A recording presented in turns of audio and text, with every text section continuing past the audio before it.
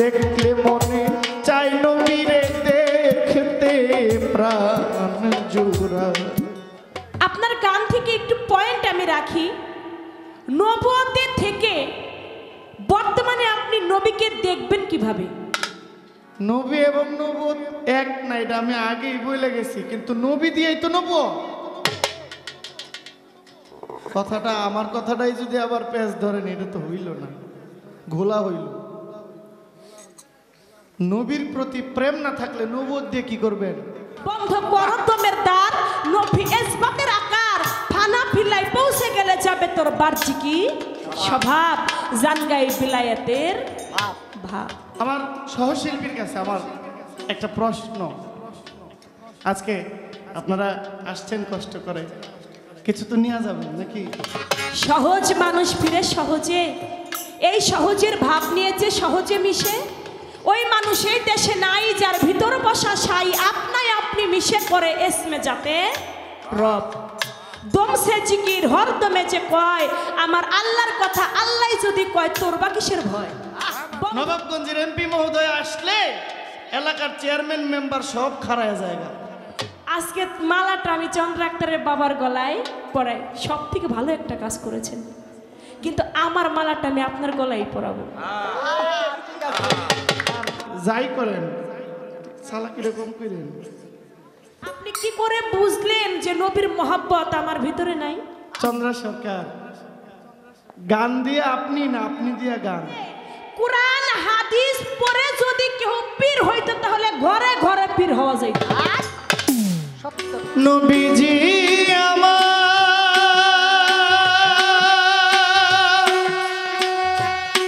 নবী গো,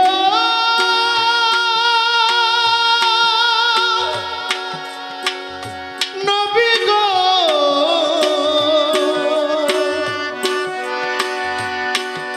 নবীজি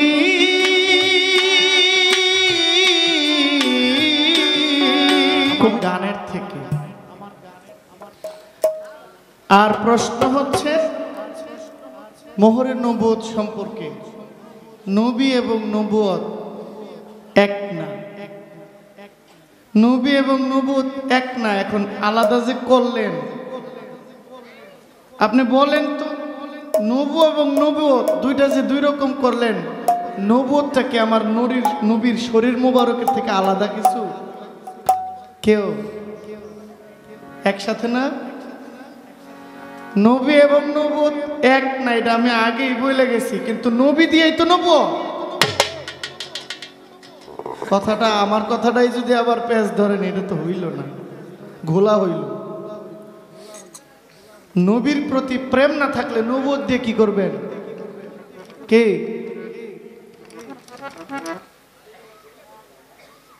আপনার ভুল নাই, আসলে খেয়াল করতে হইব। আপনি প্রশ্নটা ভালো করেছেন। প্রশ্নটা হচ্ছে কারো কাছে নবুয়ত চুলের মতো, কারো কাছে নবুয়ত কবুতরের ডিমের ন্যায়, সুবহানাল্লাহ বলেন। কিন্তু আকাশ তিনি নবুয়ত দেখেছেন সিলমোহর। আপনি বলবেন কে কোন আকারে নবুয়ত দেখলেন? ভালো প্রশ্ন। আমার জবাব দিয়া একটা গান গাইলেন। আমি রশিদ সরকারের একটা গান গাই, আমার একটা ভাই সে আমাকে বললো যে গানটা গানটা আমার মুখস্থ নাই, তারপর আমি গানটা গাইতেছি। গাওয়ার আগে আপনাকে একটা কথা বলি, আপনি বুদ্ধি খাটায় একটা পয়েন্ট ধরছেন। পয়েন্ট হইল আস্তে, যে আপনি যে নবুয়ত গাইতেছেন, এই নবুয়ত দিয়া নবী দেখার উপায়টা কি? চন্দ্র সরকার, গান দিয়ে আপনি না, আপনি দিয়া গান। কি কমিটি কি আপনারা দাওয়াত করে আনছে না আপনার মাধ্যমে গান আছে, গান আনছে? কথা বলেন। কমিটিকে আমারে আনছে? আমার থেকে ভালো ভালো ছেলে এলাকায় নাই, তাদেরকে কেন আনলো না? আমার মধ্যে গান আছে, ওর মধ্যে গান নাই। পার্থক্যটা হইল সেই বেলায়েতের কথা কম, এই কথাটা বলার আমার মুখ দিয়ে আনার জন্য যে নবী দেখার উপায় বেলায়েতের কাছে, এই কথাটা বলার জন্যই বলছে। বুদ্ধিমান মনে করেন নিজেকে? হ্যাঁ, খুব ট্যালেন্টেড। আপনি যেই বেলায়ত দিয়া বাহাদুরি করেন, এই বেলায়ত তো নবুয়ত দিয়া, এই বেলায়ত নবুয়ত দিয়া। তো নবুয়তের মূল কারণ কি? নবী দেখার জন্য কি লাগবে? আমার নবী দেখার জন্য কোরআন আছে, কোরআন ভিত্তিক জীবন আছে, হাদিস ভিত্তিক জীবন আছে। এখন আপনি কি, আপনার যে বেলায়ত, এটা কি হাদিস দিয়া বেলায়ত না বেলায়ত দিয়ে হাদিস? কি বর্তমানের যারা পীর সাহেব, কোরআন কি এদের জন্য না এদেরকে দিয়ে কোরআন, না কোরআন এদেরকে দিয়া? আমি জহির পাগলা কি কোরআন বিরোধী চললা পীর সাহেব হমু, না কোরআন মাইনা পীর সাহেব হমু? কোরআন মাইনা আমি পীর হমু। আর কোরআন না মানলে পীর হওয়ার কোনো সুযোগ? তো কোরআন তো আমার নবীর যুগে ছিল, এই কোরআন পইরাই তো এখন পীর হয়েছে। তো যদি এই কোরআন পইরা কেউ পীর হইতে পারে, তো এই কোরআন পইরা কেউ নবীও দেখতে পারে। আবার ভাববেন না আমারা দেখে, আর এই পোলাপান তো ঠোঁটের সামনে কথা রাখে। আমারও তো দেখবে, আমার পাশে আছে, আমারও দেখবে না? আমার থেকে বেশি তো আপনারা দেখে।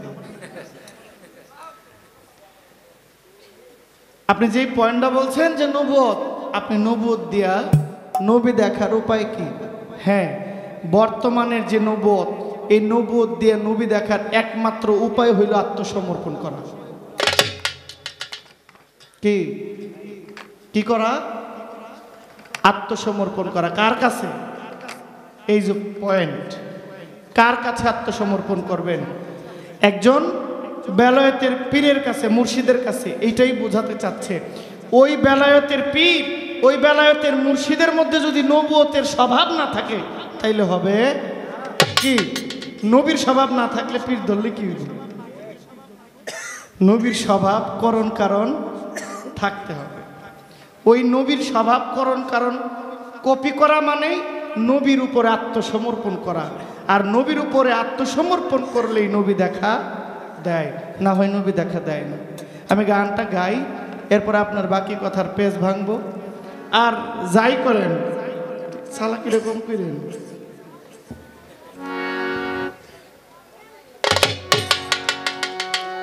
আমি আবার একটু কটু কথা কই, কথা কইলেও আবার দেখি রাগ হয় না, হাসে। এই হাসিটার মধ্যেও কিন্তু বিষ আছে। সব হাসি কিন্তু একরকম না, বুঝলে?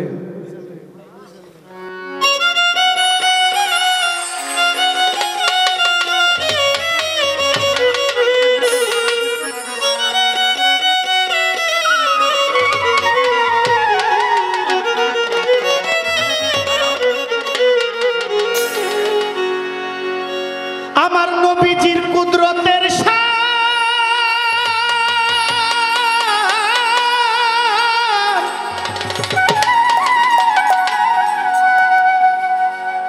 আমার নবীজির কুদরতের ওরে যদি কাগজ হইতো সাত আসমান, আমার নবীজির কুদরতের যদি কাগজ হইতো সাত আসমান, লেখা শেষ করা যাইতো না নামেরও ব্যাখ্যা। যদি আমার নবীজির কুদরতের শান যদি কাগজ হইতো সপ্তম আসমান, তবু এক নামের ব্যাখ্যা লিখে শেষ করা যাইতো। সুবহানাল্লাহ। ইসমে আহমদ হুজুর পরানো শোভা, ইসমে আহমদ হুজুর পরানো শোভা। আমার নবীজির কুদরতের শান কাগজ হইতো সাত আসমান, আমার নবীজির কুদরতের শান যদি কাগজ হইতো সাত আসমান, ওরে লেখা শুষ্ক লাগাইতো না নামেরও ব্যাখ্যা। ইসমে আহমদ হুজুর পরানো শোভা, ইসমে আহমদ হুজুর পরানো শোভা।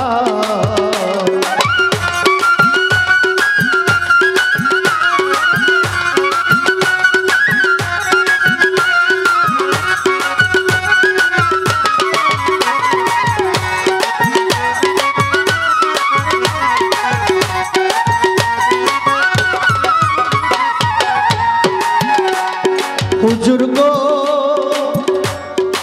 ও হুজুর গো আমার রাসূলে মুকাররম নূরে হয় মুজাসসাম ৪৫০০ খাসনাম প্রকাশ পুস্তিকা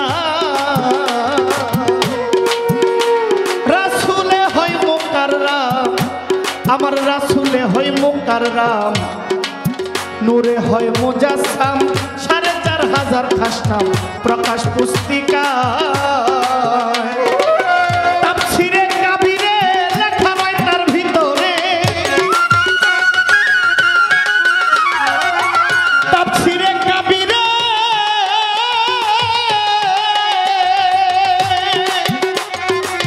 তাফসীরে কাবীরে লেখা হয় তার ভিতরে তাই তো পর ভরে জানাই আসসালামু আলাইকা ইসমে আহমদ হুজুর পরানো সখা ইসমে আহমদ হুজুর পরানো সখা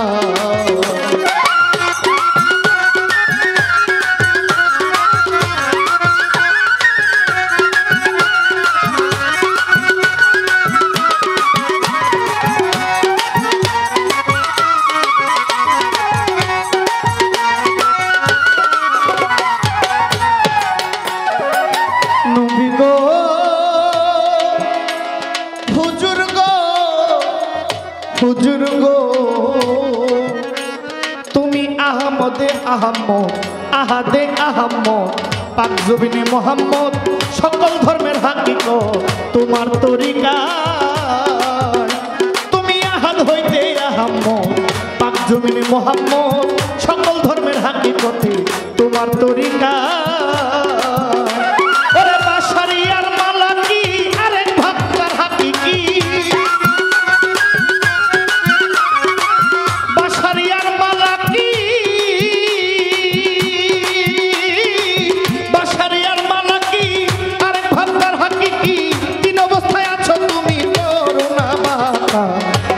আহমদ হুজুর পরানো সখায় আমার ইসমে আহমদ হুজুর পরানো সখা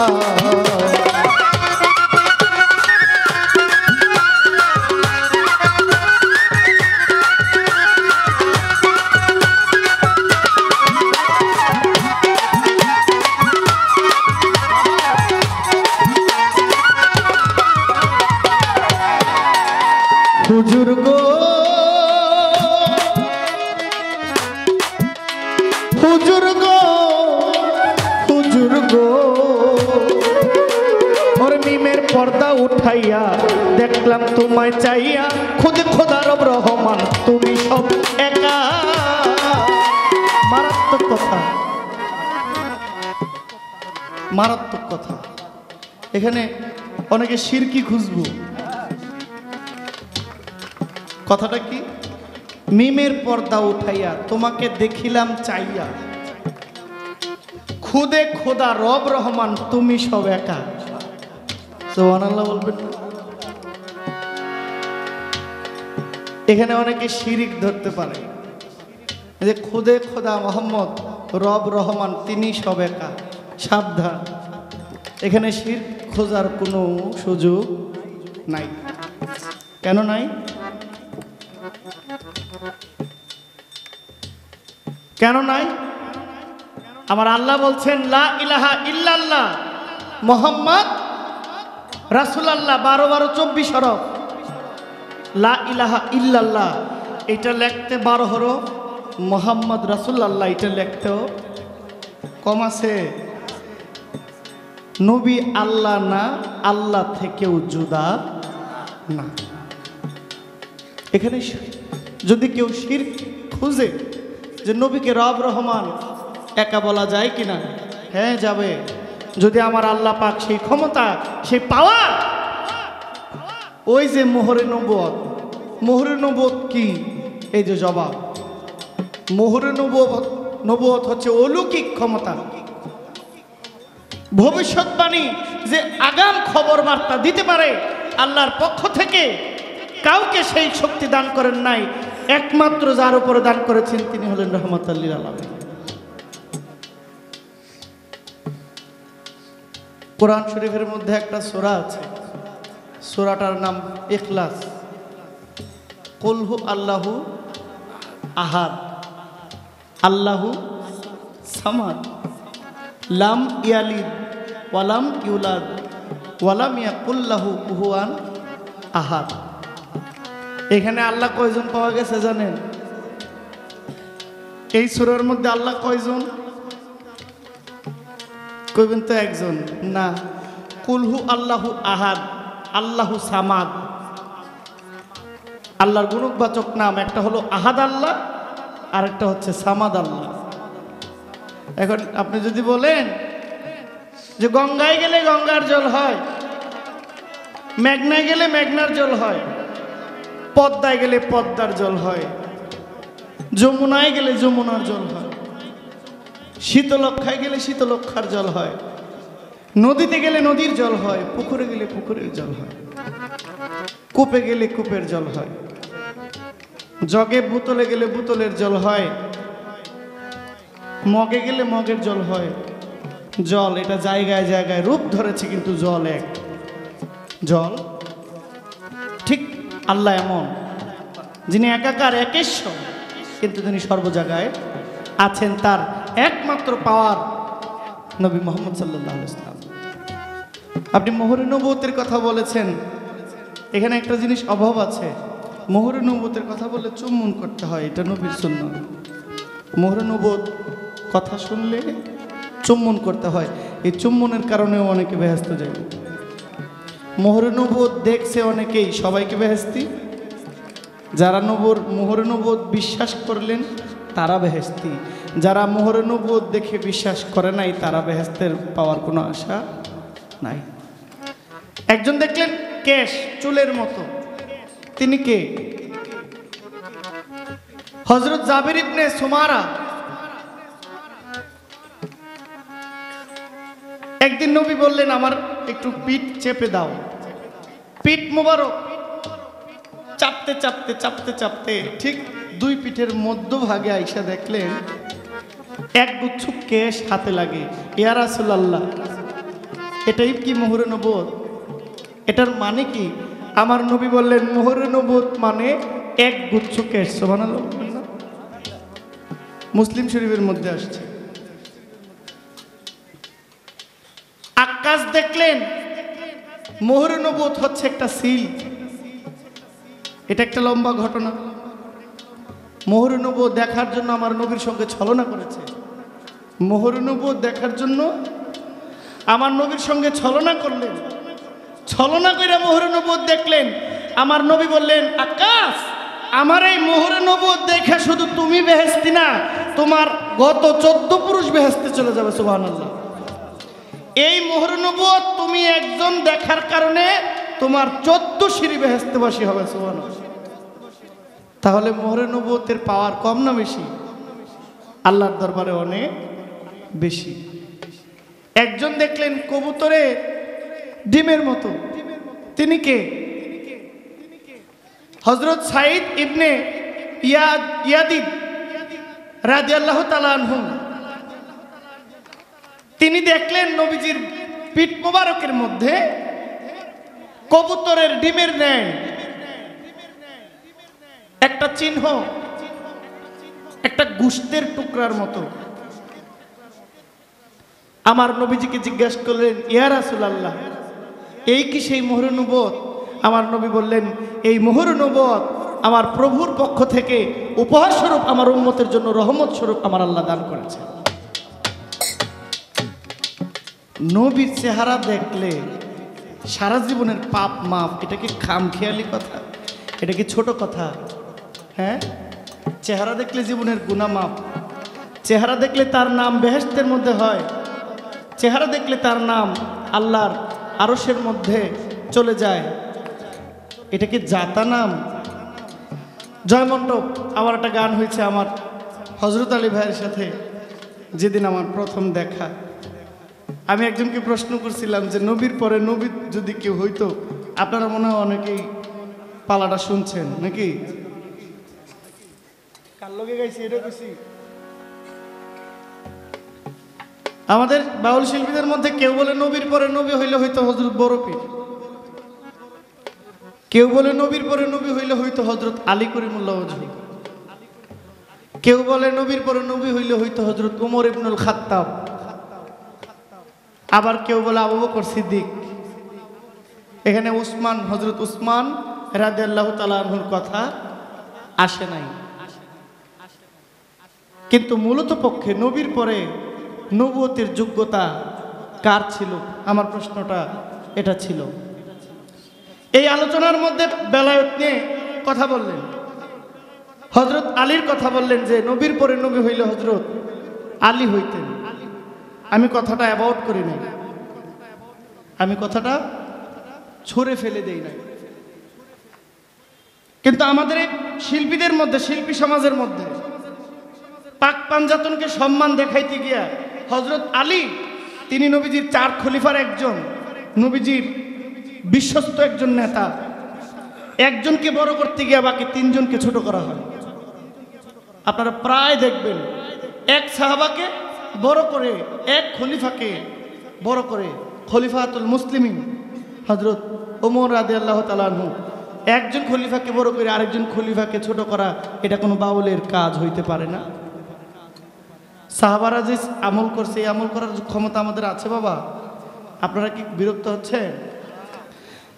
নবীর খলিফাগণ নবীর সঙ্গে ছিলেন, নবীর সাথে সব সময় থাকতেন, ওনাদের থেকে আমল আমাদের বেশি কখনো হইতে পারে না। তাই ওনাদেরকে, একজনকে বড় করে একজনকে ছোট করা কখনো কোনো ধার্মিকের কাজ হইতে পারে না। ধার্মিকের কাজ এটা হইতে পারে যে আমার নবী যার হাতে ক্ষমতা দিয়ে গেলেন, ওই ক্ষমতার মালিক এখন ক্ষমতা যার কাছে আছে তাকে মানা হইল নবীর নবুয়তের কাজ। এখন আমরা যদি নিজেরা হাদিস বানাই, নিজেরা যদি দলিল বানাই, নিজেদের মন মতো আমরা কথা বলি, তাহলে যে নবীর যে রেখে যাওয়া হাদিস, নবীর যে রেখে যাওয়া সম্পদ, নবীজির যে রেখে যাওয়া ধর্মের যে বাণী কিতাব, এগুলো কিসের জন্য? এক এক জায়গায় এক এক রকম কথা। এবার ওনার আরেক প্রশ্ন, কেউ নবীকে, নবীর নবুয়ত, মোহর নবুয়ত ডিমের মতো দেখার কারণ কি? কেশ চুলের মতো দেখার কারণ কি? আকাশ তিনি বা কেন সিলমোহরের মাধ্যমে দেখলেন? চমৎকার।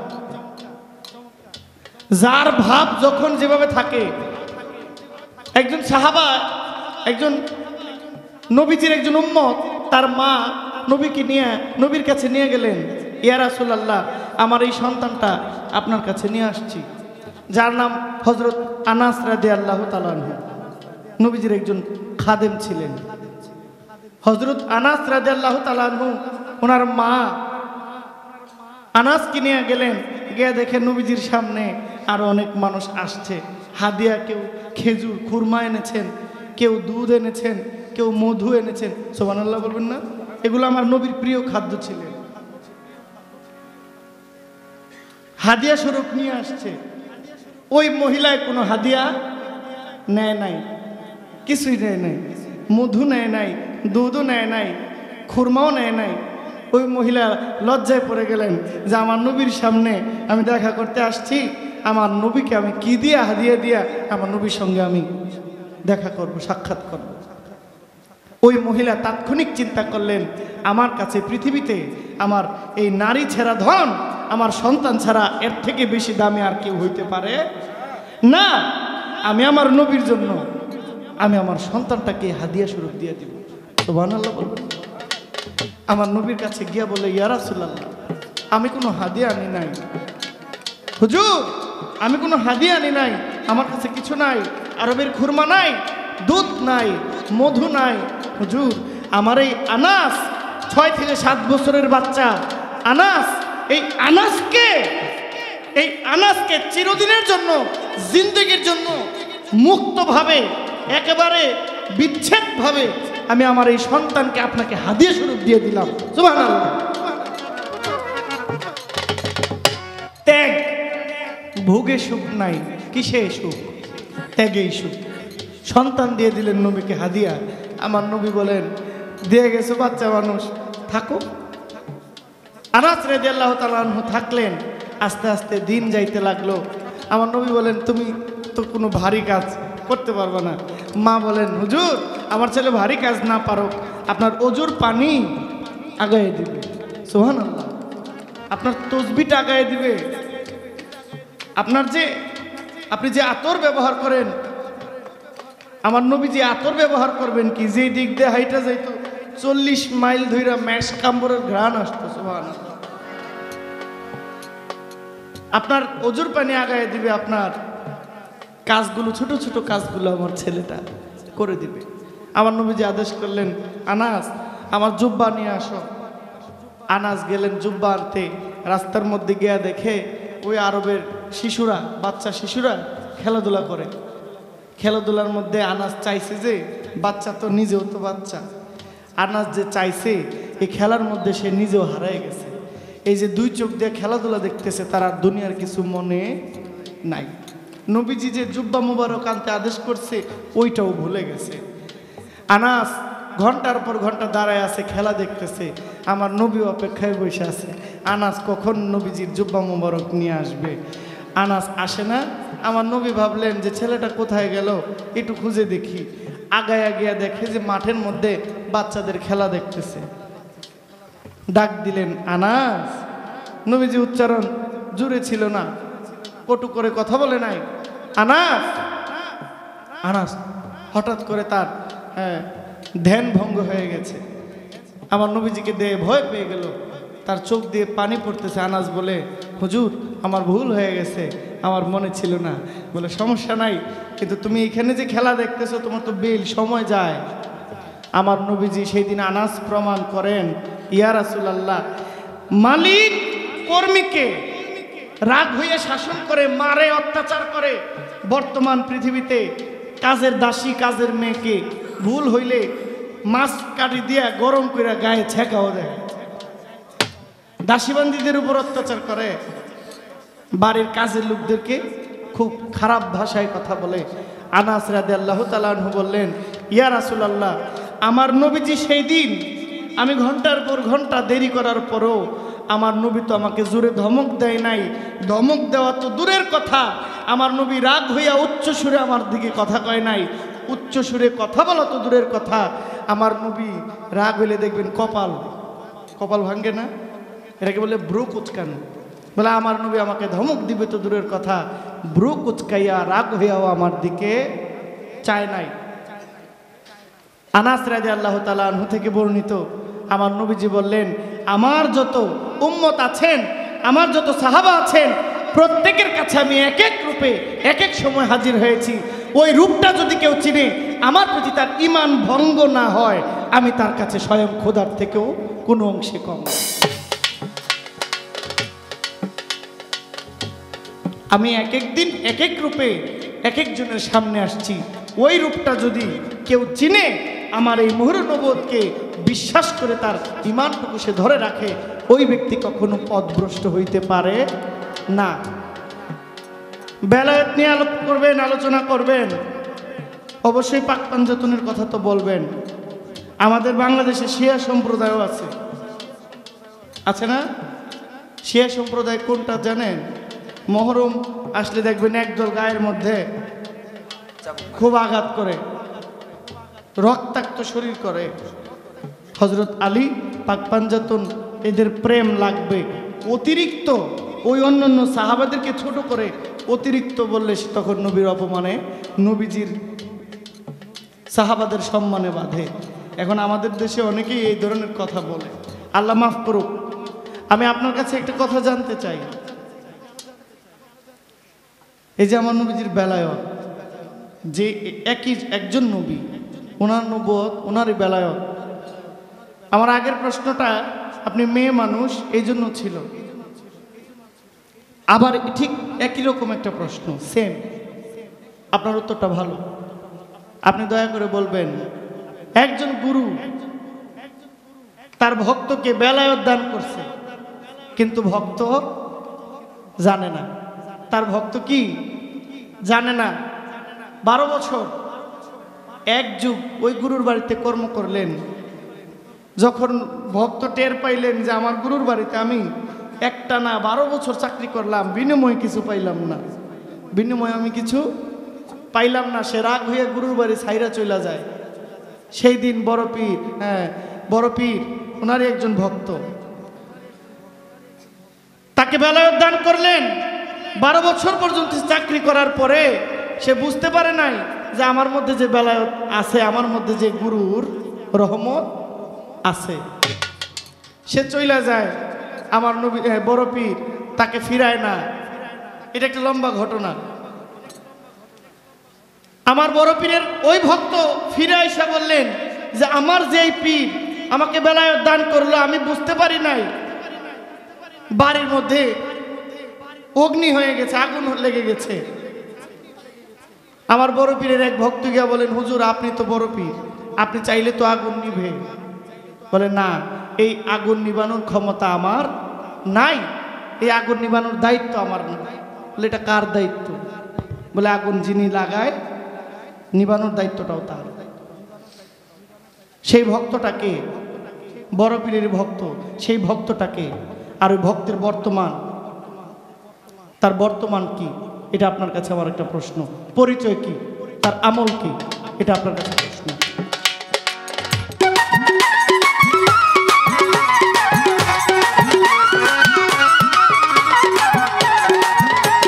হুজুর গো,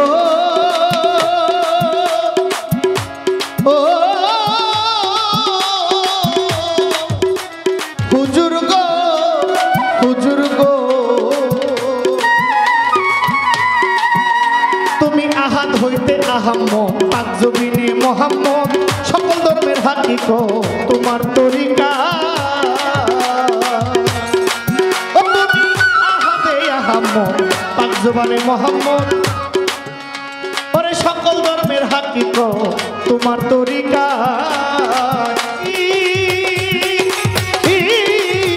বাসারিয়ার মালা কি আরেক রূপকার হাকিকি, তিন অবস্থায় আছো তুমি করুণা মাতা। ইসমে আহমদ হুজুর পরানো সখা, ইসমে আহমদ হুজুর পরানো সখা। আমার নবীজির কুদরতের শান যদি কাগজ হইতো সাদা, আমার নবীজির কুদরতের শান কাগজ হইতো সাদা, লেখা কুল পাইতাম না নামের ব্যাখ্যা। ইসমে আহমদ হুজুর পরানো সখা, ইসমে আহমদ হুজুর পরানো সখা, ইসমে আহমদ হুজুর পরানো সখা।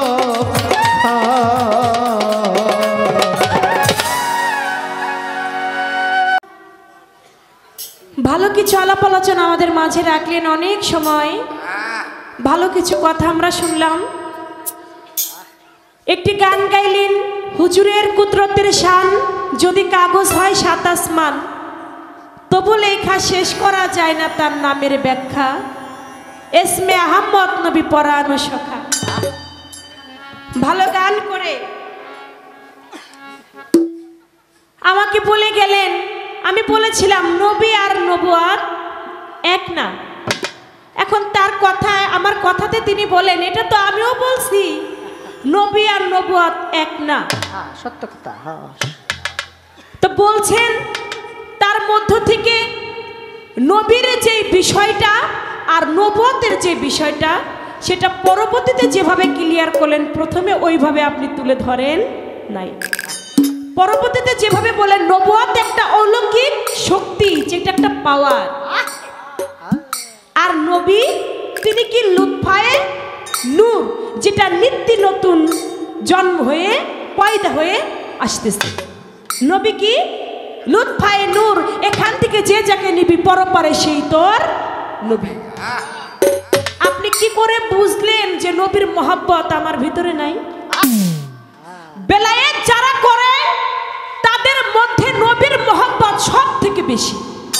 সুবহানাল্লাহ, সুবহানাল্লাহ। কারণ তারাই নবীর আখলাককে, তারাই নবীর চরিত্রকে, তারাই নবীর বলা চলা সবটুকুই তারাই ধরে রেখেছে, যারা পীর আউলিয়া।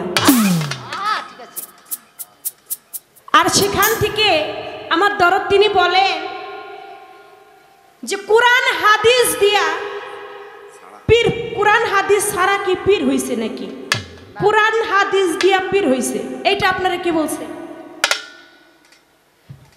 পাগলা, সব জায়গায় পাগলামি করলে কিন্তু চলবো না। সত্য কথা। কোরআন হাদিস দিয়ে পীর হইছে। কোরআন হাদিস পড়ে যদি কেউ পীর হইতো তাহলে ঘরে ঘরে পীর হওয়া যাইত। সত্য কথা। স্কুল, কলেজ, ভার্সিটি, মাদ্রাসায় পড়ে যদি কেউ অলি হইতো বাবা, তাহলে প্রত্যেকেই অলি হইতো। আলাদা বস্তু। হ্যাঁ, এটা আলাদা একটা বিষয়বস্তু। কোরআন হাদিস পড়ে কখনো পীর হওয়া যায় না। কোরআন হাদিস পড়ে কখনো পীর হওয়া যায় না। বই পুস্তক, স্কুল, কলেজ, ভার্সিটির মধ্যে পড়ে কখনো পীর হওয়া যায় না। পীরটা কি? এটা একজন কামেল মুকাম্মেল মুর্শিদের পায়রবি করে পীর হইতে হয়। যেটা এলমে লাধুনি, যেটা সিনার ভেদ, সিনাই আদান প্রদান হয়, যেটা কখনো স্কুল, কলেজে, মাদ্রাসার মধ্যে গিয়ে কখনো হয় না। এটা আলাদা একটা বিষয়, এটা আল্লাহ প্রদত্ত একটা শক্তি। এখান থেকে আমি আপনাকে একটা গান শোনাই। এই গানটা শুনলে আপনি বুঝতে পারবেন যে মাদ্রাসায়, মসজিদে পড়ে, স্কুলে, ভার্সিটিতে পড়ে বাবা একজন শিক্ষক হওয়া যায়, একজন প্রিন্সিপাল হওয়া যায়, একজন ওসি হওয়া যায়, একজন ইঞ্জিনিয়ার হওয়া যায়, একজন মিনিস্টার হওয়া যায়। স্কুলের মধ্যে পড়ে, মাদ্রাসার মধ্যে পড়ে, কোরআন হাদিস পড়ে একজন মাওলানা হওয়া যায়, একজন মুক্তি হওয়া যায়, একজন আলেম হওয়া যায়, কারি হওয়া যায়। কখনো আল্লাহর ওলি হওয়া যায় না। আল্লাহর ওলি হইতে গেলে এটা আলাদা একটা শক্তি, আলাদা একটা পাওয়ার। যেই পাওয়ারটা আমার বৈরাবরী, যে পাওয়ারটা আমার গালিমপুর রাফাসা, যে পাওয়ারটা আমার মাদারসান শাহ, যাদের পায়রবি করে এইটা হাসিল করতে হয়। একটা গান শোনাই আপনাকে। এই গানটা থেকে আপনি বুঝতে পারবেন আসলে বেলায়েত বিষয়বস্তুটা কি। আমার মনে হয় আপনি এখনো বেলায়েতকে আপনি বুঝতেছেন না। এই গানটি শুনলে আপনি পুরোপুরিভাবে বুঝবেন যে আসলে বেলায়েতটা ভাবটা কি।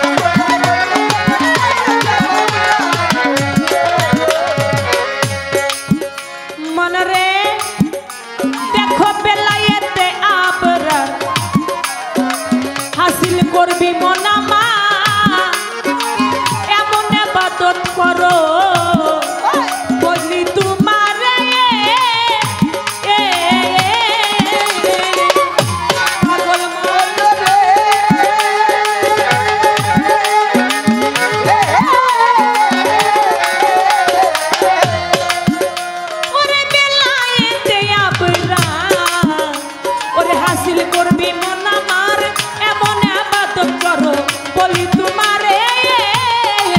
যেমন আল্লাহরে তুমি দেখতেছ, বাজান আমার আল্লাহরে তুমি দেখতেছ, বাবা দেখা নামাজ পড়তেছ, আল্লাহরে তুমি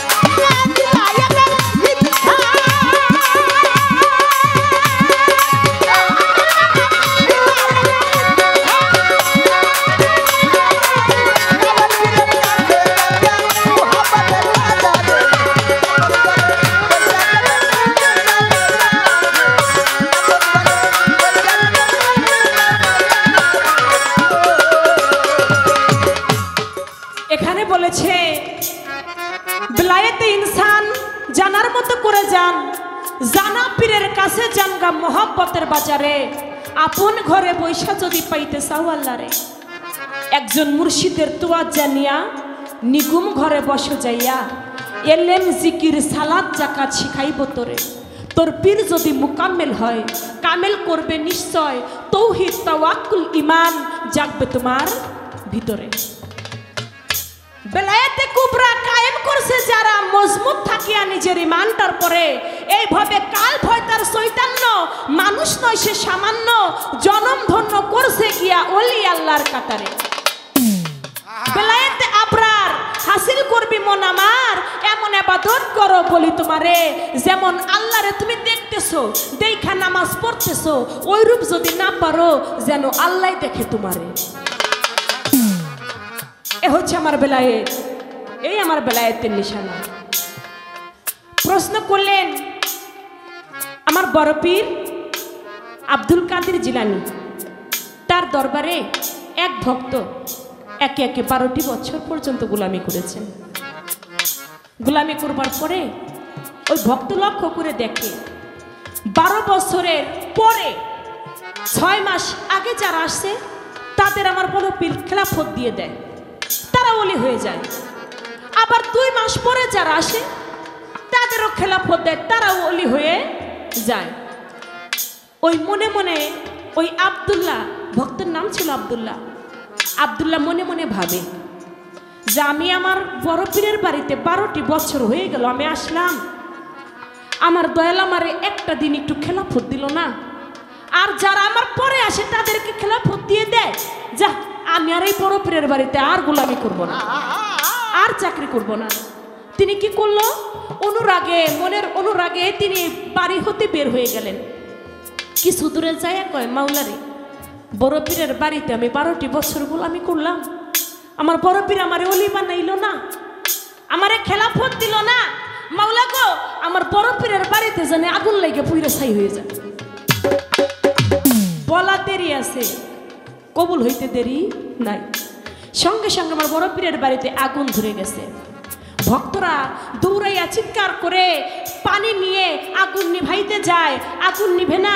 আমার বড় পীরের কাছে গিয়ে বলে, হুজুর আপনার বাড়িতে যে আজকে আগুন লেগে গেছে, এটা যদি মানুষে জানে আপনি এই আগুনটা নিভান, আপনি না বড় পীর, আপনি তো চাইলে সবকিছু আগুনকেও পানি করতে পারেন। আপনি যেই রাস্তা দিয়ে হাঁটেন ওই রাস্তার ধুলা পর্যন্ত আপনার পায়ের ছোঁয়াতে স্বর্ণ হয়ে যায়। আপনি বড় পীর, আপনার বাড়িতে আগুন ধরে, এইটা তো লোক সমাজে মানা যায় না। বড় পীর আব্দুল কাদের জিলানী, হুজুর আপনি যেভাবে হোক আপনার বাড়ির আগুন নিভান, আমরা তো পানি দিয়েও নিভাইতে পারি না। আমার বড় পীর বলে, এই আগুন আমি নিভাইতে পারবো না, এই আগুন যে লাগিয়েছে সেই নিভাইতে পারবে। এরই মধ্যে ওই আব্দুল্লাহ চিৎকার শুনে আগুনে আগুন শব্দ শোনা যায়। একজন কাছে জিজ্ঞেস করে, কি ব্যাপার, ওই যে ওই বড় পীরের বাড়িতে এরকম চিল্লা হুল্লা কিসের? বড় পীরের বাড়িতে আগুন ধরে গেছে। তাই নাকি? হঠাৎ করে আর আব্দুল্লাহর মনে পড়ে গেছে, আরে কিছুক্ষণ আগে না আমি বলছিলাম যে আমার বড় পীর আমাকে খেলাফত দিল না, আমার বড় পীরের বাড়ি জানে আগুন লেগে পুইরা ছাই হয়ে যায়, তাহলে কি আল্লাহ পাক আমার কথা কবুল করে নিল নাকি? দৌড়াই গেছে বড় পীরের বাড়ি। বড় পীরের বাড়িতে যাইয়া আমার বড় পীরের চরণের মধ্যে পড়ে গেছে। যাই বলে হুজুর আমি বড় রাগ হয়েছিলাম, অনুরাগে আমি বলে ফেলেছিলাম আপনার বাড়িতে যেন আগুন লেগে পুড়ে যায়। সত্যি সত্যি যে আপনার বাড়িতে আগুন লেগে যাবে এটা আমি বুঝতে পারি নাই। বলে তুমি আগুন লাগাইছো, তুমি নিভাইতে পারো? বলে আমি কি করে নিভাবো? বলে আমি বড় পীর তোমাকে কবে কোন দিন খেলাফত দিছি তুমি নিজেও টের পাও না। বাবা এটা কি কোরআন পইরা হাদিস পইরা পাইছে? কোরআন পইরা হাদিস পইরা পাই নাই। কবে কোন দিন তার রহমত হইছে, তার নিয়ামত হইছে, সেদিন আমার বড় পীর তাকে ইলমে লাদুনী দান করেছে, যেটা আব্দুল্লাহ ভক্ত নিজেও টের পাইল না। আপনি কখন ওলি হবেন এটা আপনিও টের পাবেন না। যারা আসে তারা বুঝতে পারে যে ওই যে একটা আল্লাহর ওলি যায়, আল্লাহ প্রাপ্ত একজন ওলি যায়। তার বর্তমান অবস্থা বাবা প্রতিটা ঘরে ঘরে ওই রকম ভক্ত আছে। আমার আব্দুল্লাহর মতো প্রত্যেকটা গুরু ভক্তের দরবারে ওই রকম এক একটা করে ভক্ত আছে, অনুরাগী ভক্ত। প্রত্যেক দরবারে তাদের অবস্থান পাওয়া যায়, ওই অনুসারী ভক্ত পাওয়া যায়। তার আমল কি? তার আমলই ছিল পুরুর বাড়ির পাইরবি করা, দয়ালের দরবারের গোলামি খেদমত করাটাই ছিল তার আমল। এখানে তার কথা রাখলাম। এবার তার কাছে আমার একটি প্রশ্ন থাকবে, কুট্টি করে রাখেন। আপনি বলবেন আল কোরআন মতে, আল কোরআন আপনি বলবেন নবুয়তের একজন নবী, বেলায়েতের একজন ওলি, দুজনের মধ্যে একটা যুদ্ধ লেগে গেল। যখন যুদ্ধ লেগে যায়, নবুয়তের নবী ওই যুদ্ধে হেরে যায়, আর বেলায়েতের যেই ওলি ওই যুদ্ধে তিনি জয় হয়ে। তা বলেন মুসা নবী আল্লাহর সাথে আজকে যখন আপনি কথা বলবেন, কথা বলার সময় আল্লাহকে জিজ্ঞেস করবেন, আমার অনেক বছর হয়েছে বিবাহ হয়েছে, আল্লাহ পাক আমার ভাগ্যে কোনো সন্তান আদি দেয় নাই। আপনি বলবেন আমার ভাগ্যে আল্লাহ পাক কোনো সন্তান রাখছে কিনা। বলে ঠিক আছে। মুসা নবী কুহুতর পাহাড়ে গেছে, কুহুতর পাহাড়ে গিয়ে সব কথা বলার আগে ওই মহিলার কথাটা জিজ্ঞেস করছে, মাওলা গো আজকে পথের মধ্যে একটা মহিলার সঙ্গে আমার দেখা হয়, মহিলা জানতে চেয়েছে আপনি তার ভাগ্যে কোনো সন্তান আদি রাখছেন কিনা। আমার আল্লাহ বলে মুসা নবী তুমি বাড়িতে ফেরার পথে ওই মহিলাকে বলে দিও আমি আল্লাহ তার ভাগ্যে কোনো সন্তান আদি রাখি নাই। মুসা নবী বাড়িতে যায়, দেখো ওই মহিলা পথের মধ্যে অভাগী নারী ওইভাবেই দাঁড়িয়ে আছে। বলে মা গো তুমি পথের মধ্যে এখনো দাঁড়িয়ে আছো, আমি আল্লাহর কাছে জিজ্ঞেস করেছি আল্লাহ পাক তোমার ভাগ্যে কোনো সন্তান রাখে নাই। মহিলা এমন ভাবে একটা চিৎকার দিছে, চিৎকার দিয়ে বাজান কান্না করতে করতে আস্তে করে বাড়ির ভিতর চলে গেছে। বাড়ির ভিতরে যাইয়া অঝরে দু চোখ বেয়ে তার পানি পড়তেছে। হঠাৎ মনে পড়ে গেল আমার স্বামী তো বাড়িতে আসবে, কিছুটা আটা নিল, আটা নিয়ে রান্নাঘরের মধ্যে বৈশা বৈশা রুটি বানাইতেছে আর কান্না করতেছে, দুই চোখ বেয়ে তার অঝরে পানি পড়ে। ওই রাস্তা দিয়ে আল্লাহর একজন বেলায়েত প্রাপ্ত ওলি যায়, আমার আল্লাহর একজন পাগল যায়। পাগলে ওই মহিলার কান্নার শব্দ শুনছে, শুনে আসতে করে বাড়ির ভিতর ঢুকছে। যায় বলে মা তুমি কান্না করতেছ, তুমি কান্না করো কেন? বলে পাগল রে আমি যে কেন কান দিয়ে এটা তোরে কইলে তুই কি বুঝবি? বলে না মা আমি বুঝবো না, কিন্তু তুমি যেভাবে কান্না করতেছো এভাবে তো আল্লাহর আরশ কুরসিও বলে যায়। মা গো তুমি এমন করে কেন কান্না করো? বলে পাগল রে আমি কান্না করতেছি আল্লাহর নবী মুসা নবী, আমি তার কাছে আজকে জানতে চেয়েছিলাম আল্লাহ পাক আমার ভাগ্যে কোনো সন্তান রাখছে কিনা। জানোস পাগল ওই মুসা নবী আমারে বলছে আল্লাহ পাক আমার ভাগ্যে কোনো সন্তান রাখে নাই, আমি এই দুঃখে কান্দি, তোরে কই আমার কি লাভ হবে? বলে তাই বুঝি? জানো মা আমি আজ 7 দিন হয় অনাহারে আছি, আমি কিছু খাই নাই। মা গো তুমি তো রুটি বানাইতেছো, তোমার রুটি থেকে একটা রুটি আমাকে দিবা, আমি পাগল খাইতাম। মহিলার মায়া হইল, দয়া হইল। মা জননীরা কখনো কোনো পাগলকে অবহেলা করবে না। মায়া হইল, দয়া হইল, রুটি থেকে একটা রুটি ওই পাগল রে খাওয়াইল। পাগলে কয় মা তুমি আমার একটা রুটি খাওয়াইলা, আমার পেট ভরে নাই, তুমি যদি আমার আরেকটা রুটি খাওয়াইতা মাগো আমি আল্লাহর কাছে দোয়া করতাম আল্লাহ পাক তোমাকে দুটি সন্তান দান করতো।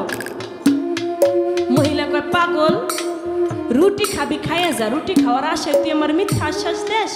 আল্লাহ নবী মুসা নবী সে বলছে, খুব ছোট দূরে আরো দূরে, সে বলছে আমার ভাগ্যে কোনো সন্তান নাই, আর তুই পাগল বলতেছস আমার 3টা ছেলে সন্তান হবে, নে তুই আরেকটা রুটি খা, তাও তুই আমি নারী আমাকে মিথ্যা আশ্বাস দিস না।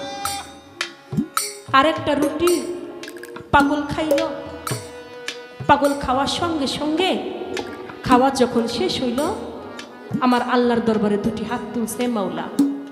যেই মহিলা আমি পাগল আমাকে অতি ভালোবাসে, আমাকে বিশ্বাস করে আমাকে 3টা রুটি খাওয়াইলো মাওলারে, আমি ওর কাছে ঋণী হয়ে গেলাম। এ মাওলা, এই 3টা রুটির বরকতে আমি যদি তোমার সত্যি পাগল হই, এই 3টা রুটির বরকতে এই মহিলারে তুমি 3টা ছেলে সন্তান দান করো। বাজান পাগলের দোয়া আল্লাহর দরবারে করতে দেরি আছে, কবুল হইতে দেরি নাই। আল্লাহর দরবারে কবুল হয়ে গেছে। কয়েক বছর পর ওই রাস্তা দিয়ে মুসা নবী যায়। ওই মহিলা ওই পথের মধ্যে দাঁড়ায় আছে, বলে মুসা নবী আপনি কই যান? বলে কুহুতার পাহাড়ে। বলে আপনি কি আমাকে চিনছেন? বলে না। বলে কিছুদিন কয়েক বছর আগে আমি এই পথের মধ্যে দাঁড়িয়েছিলাম, আমি আপনার কাছে জিজ্ঞেস করেছিলাম আল্লাহ পাক আমার ভাগ্যে কোনো সন্তান রেখেছেন কিনা। আপনি সেদিন নিষেধ করেছিলেন আল্লাহ পাক আমার ভাগ্যে কোনো সন্তান লেখে নাই। মুসা নবী আজকে একে একে আমার 3টা সন্তান হয়েছে। এ মুসা নবী এইটা আপনার কোন আল্লাহ দিছে? আপনি না বলছিলেন আল্লাহ আমার ভাগ্যে কোনো সন্তান রাখে নাই, তাহলে আজকে আমার একে একে 3টা সন্তান হয়েছে। মুসা নবী এইটা আপনার কোন আল্লাহ দিছে? মুসা নবী বড় লজ্জা পেয়েছে। তাই তো লজ্জা পেয়ে আর কোনো কথা বললো না, দৌড়ে কুহুতর পাহাড়ে গেল। যাই বলে মাওলা কিছুদিন কয়েক বছর আগে একটা মহিলার বিষয় তোমার কাছে জানতে চেয়েছিলাম, তুমি সেদিন নিষেধ করেছিলে যে মহিলার ভাগ্যে কোনো সন্তান তুমি আল্লাহ রাখো নাই। আজকে একে একে মহিলার 3টা ছেলে সন্তান হয়েছে। ওই মহিলা আমাকে বলে মুসা নবী এটা আপনার কোন আল্লাহ দিছে? জানো আল্লাহ আমি বড় লজ্জা পেয়েছি আজকে, তুমি ছাড়া আল্লাহ আবার কয়জন আছে? তুমিই তো আল্লাহ। ওই মহিলার আবার সন্তান দিল কে? বলে মুসা নবী তুমি কি এই বিষয়ে আমার কাছে জানতে চাও? বলে হ্যাঁ মাওলা আমি এই বিষয়ে জানতে চাই। বলে ঠিক আছে আমি তোমাকে বলবো, কিন্তু কেন জানি আমার এই মুহূর্তে একটু মানুষের মাংস খাইতে মনে চাইছে। মুসা নবী তুমি কি পারো আমাকে এই মুহূর্তে একটু মানুষের মাংস খাওয়াইতে? বলে আল্লাহ এটা কোনো ব্যাপার হইল? দুনিয়াতে কত মানুষ আছে, তুমি কত মাংস খাইবা? আমি মুসা নবী তোমারে খাওয়াবো। আমার আল্লাহর তরফ হতে একটা পেয়ালা একটা ছুরি নিয়ে মানুষের দ্বারে দ্বারে ঘুরে বেড়ায় মুসা নবী। হে আল্লাহর বান্দারা তোমরা কি কেউ আসো? আমার আল্লাহ মানুষের মাংস খাইতে চাইছে। যার কাছে চায় সেই বলে মুসা নবী পাগল হয়ে গেছে। আল্লাহ নাকি মানুষের মাংস খাইতে চায়, যে আল্লাহরে কোনোদিন দেখলাম না ওই আল্লাহ নাকি মানুষের মাংস খাইব। মুসা নবী কি কয়? মুসা নবী পাগল হয়ে গেছে। মানুষ দূর দূর করে মুসা নবীকে তাড়িয়ে দেয়, পাগল ফতুয়া দেয়। কোনো মানুষ পৃথিবীর মধ্যে মুসা নবীকে মাংস দেয় না। না দেওয়াতে মুসা নবী একটা জঙ্গলের পথ ধরে বাঁচান। জঙ্গলের পথ ধরে কিছু দূর গেছে, যাইতে যাইতে দেখে গভীর জঙ্গলে একটা পাগল, গান বাজানো, একটা পাগল হাল চেপে হাল হয়ে বাবা জঙ্গলের মধ্যে শুয়ে রয়েছে। মুসা নবী কয় ও তো একটা পাগল, ওর কাছে যদি যাই কই আল্লাহ মানুষের মাংস খাইতে চাইছে, না জানি আমার ধৈর্য পিটায়, না জানি আমার ধৈর্য মারে। আমি পাগলের কাছে মাংস চাবো না, আমি চলে যাই। এক পা দুপা করে বাজান যখন ওরে সামনের দিকে যাহাই, পিছন দিকে পাগলার বেটায় ডাকে দিয়া কই মুসা নবী আমি পাগল বইলা বুঝি আমারে তোমার পছন্দ হয় না? মুসা নবী আল্লাহ বুঝি মানুষের মাংস খাইতে চাইছে না? মুসা তুমি দুনিয়ার সব মানুষের কাছে চাইলা, একটা বার আমি পাগল আমার কাছে চাইলা না, আমি পাগল বইলা বুঝি আমার তুমি পছন্দ করলো না? মুসা নবী মনে মনে ভাবে আরে এই পাগল কেমন করে টের পাইলো আমি? আল্লাহ পাক মানুষের মাংস খাইতে চাইছে গভীর জঙ্গলে, আমি তো পাগলের কাছে চাই নাই, পাগলে কি করে বুঝলো? মুসা নবী অবাক হয়ে গেছে। প্লেটটা মুসা নবী পাগলের হাতে তুলে দিছে। পাগলে বাজান হাল চেপে হাল হইতে ওর শরীর হইতে মাংস কাটতে লাগলো। কাটতে কাটতে ওর শরীর থেকে আর কলিজা থেকেও বুকটা ফিরে ফেললো। বুকটা ফিরে কলিজা থেকে অর্ধেক কলিজা মুসা নবীর প্লেটের মধ্যে তুলে দিল। প্লেটের মধ্যে তুলে দিয়ে কয়, মাওলা তুমি মাংস খাইতে চাইলা, একটা বার আমার কাছে চাইলা না। মাওলা গো, একটা বার আমি পাগল, আমার কাছে চাইলা না। তুমি আমার কাছে যদি আমার জীবনটা চাইতা, আমি পাগল তোমারে তাও দিয়ে দিতাম। এ মাওলা, তুমি আমার কাছে চাইলা না, তুমি চাইলা মুসা নবীর কাছে। পাগলে তখন বলে, আহারে ওহো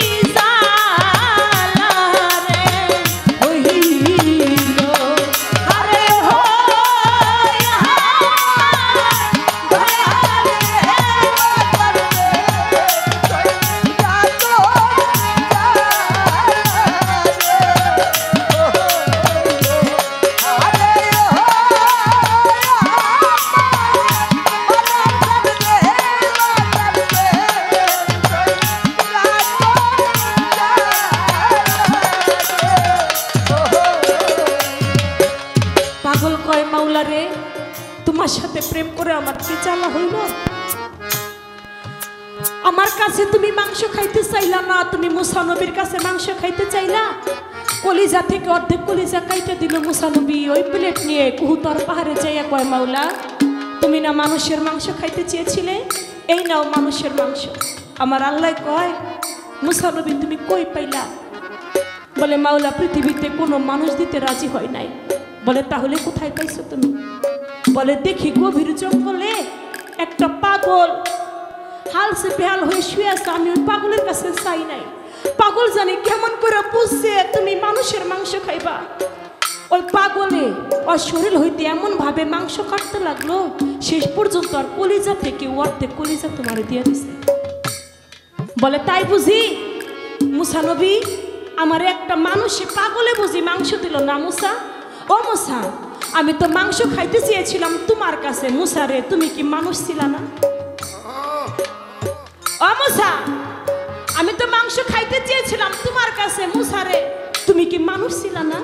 তুমি কি পারতা না তোমার শরীর হইতে এক টুকরা মাংস কাইটা আমি আল্লাহ আমারে খাওয়াইতে? আমার বুঝি একটা পাগল খাওয়াইলো। মুসা রে, ওই পাগল যদি আমি আল্লাহ আমার কাছে কিছু চাই, আমি কি তারা না দিয়ে থাকতে পারি? হ্যাঁ মুসা, ওই পাগল যদি আমি আল্লাহ আমার কাছে কিছু চাই, আমি কি তারা না দিয়ে থাকতে পারি? বাজান রে, মুসা নবী চাইলো, মুসা নবীকে আমার আল্লাহ দিল না। আমার বেলায়েত প্রাপ্ত বলি আমার আল্লাহর কাছে চাইলো, আমার আল্লাহ তাকে 3টা ছেলে সন্তান দান করলো। এটা আমার বেলায়েতের খেলা রে ভাই। এই বেলায়েতের দরিয়ার মধ্যে না ডুবলে কখনোই বেলায়েতি ভাবটা বোঝা যায় না।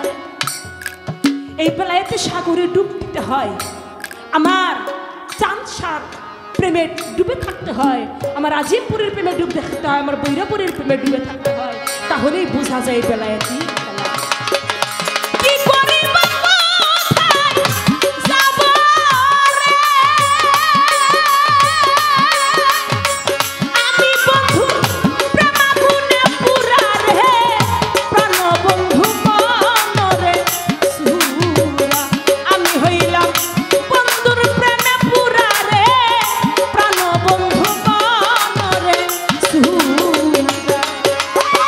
কি করি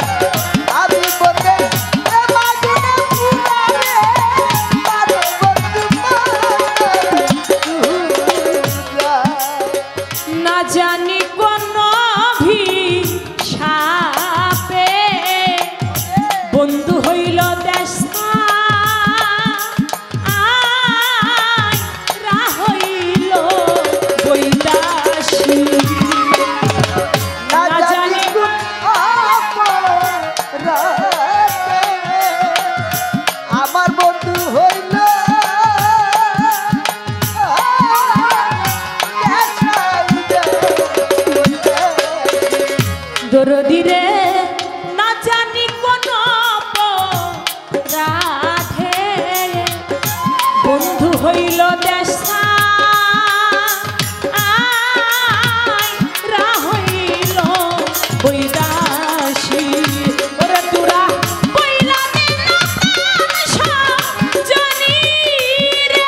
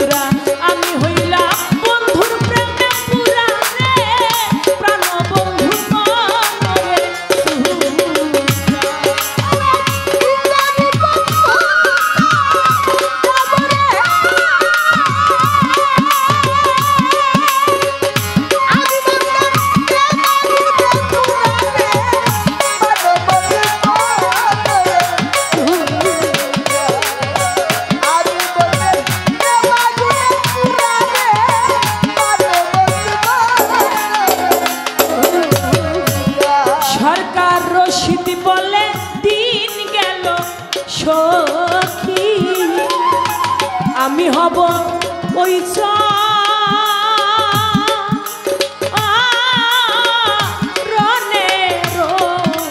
দাসী রশিদ বলে দিন গেল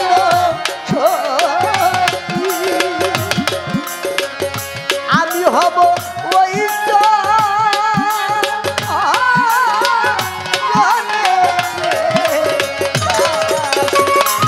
সরকার রশিদ বলে দিন গেল সখী আমি হব আমার বৈরাবরী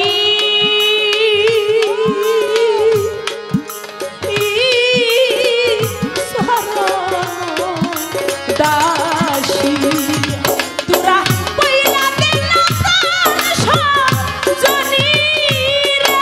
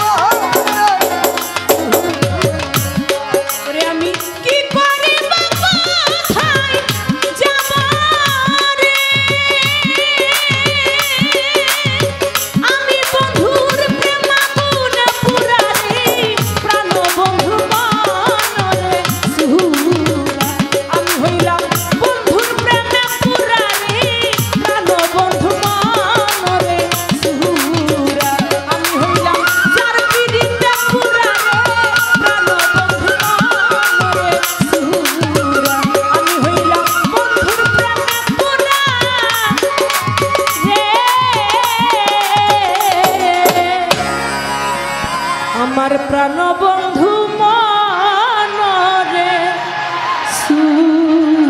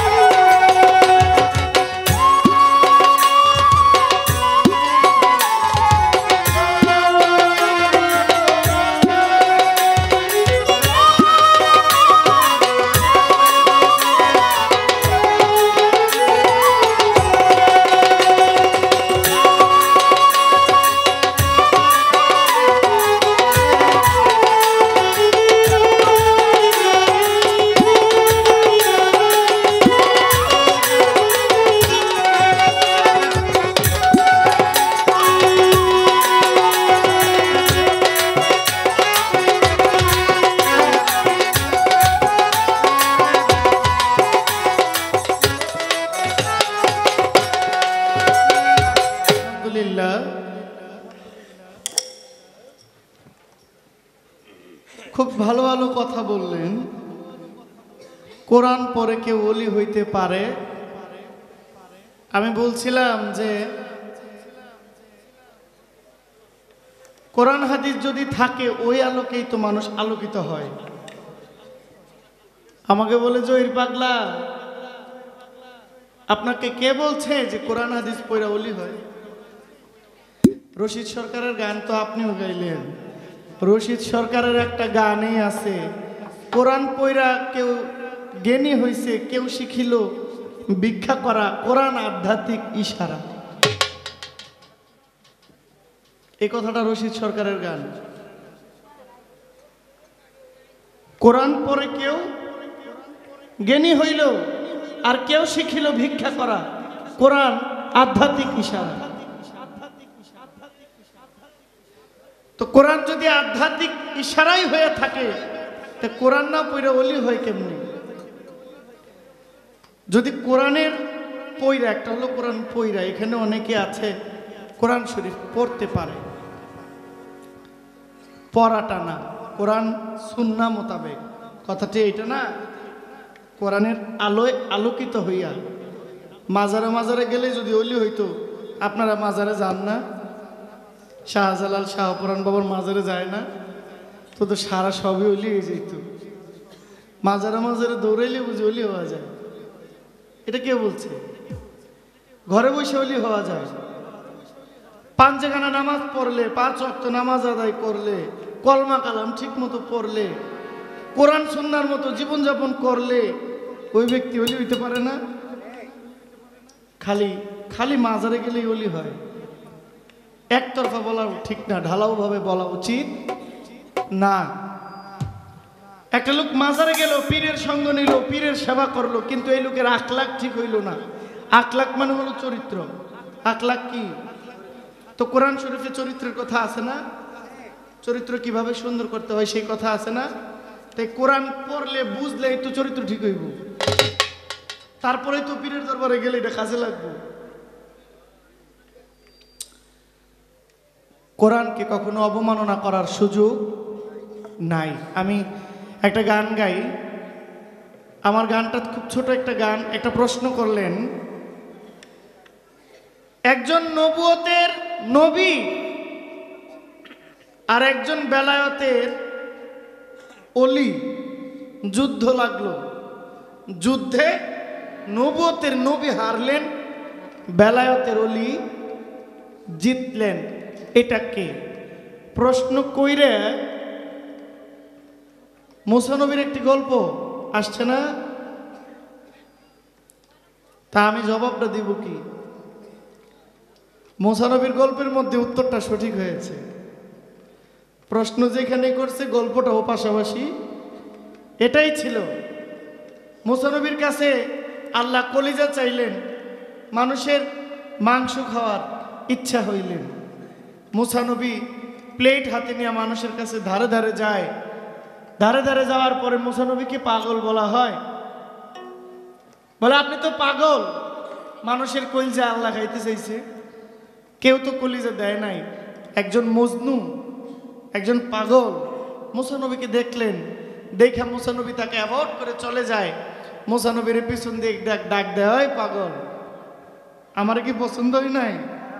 আমার কাছে তো কইলা না। মুসা নবী বলে, আমি যে আল্লাহর জন্য গোস্ত নিয়ে হাঁটি, এটা তো আমি আর আল্লাহ ছাড়া কেউ। তুমি জানো কিভাবে?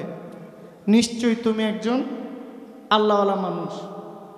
বলে নেই নাও, মাংস নিয়ে তোমার আল্লাহর নিয়ে দাও, মাংস খাক।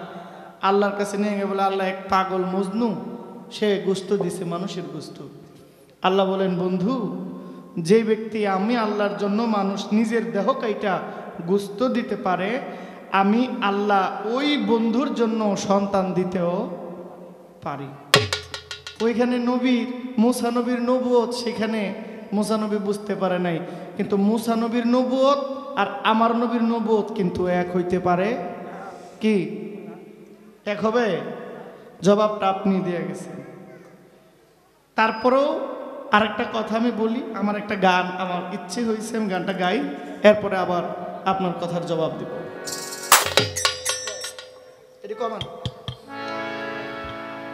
শীষ দেয়, কোনটা যেন শীষ দেয়। একদিন রাত্র অধিক হইল,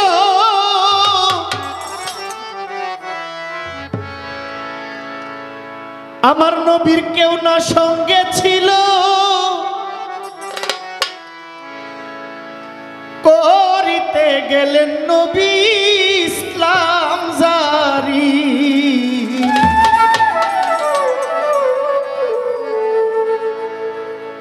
নিঠুরা বুঝা হেলেরো বাড়ি।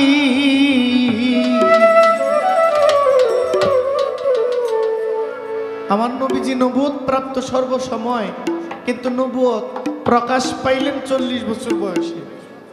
কয় বছর? 40 বছর বয়সে নবীকে প্রকাশ দিলেন। এখন থেকে আপনি তরিকা প্রচার করেন, এখন থেকে আপনি আপনার ধর্ম প্রচার করেন। ঠিক তখনই আমার নবীজি আবু জাহেলের কাছে ছুটে গেলেন ধর্ম প্রচার করার জন্য। একটি গান। একদিন রাত্র নিশি হইল, নবীর কেউ না সঙ্গে ছিল, করিতে গেলেন নবী ইসলাম জারি। আবু জাহেলের বাড়ি গো, আবু জাহেলের বাড়ি। একদিন রাত্র নিশি হইল, কেউ না সঙ্গে ছিল, করিতে গেলেন নবী ইসলাম জারি। আবু জাহেলের বাড়ি গো, আবু জাহেলের বাড়ি।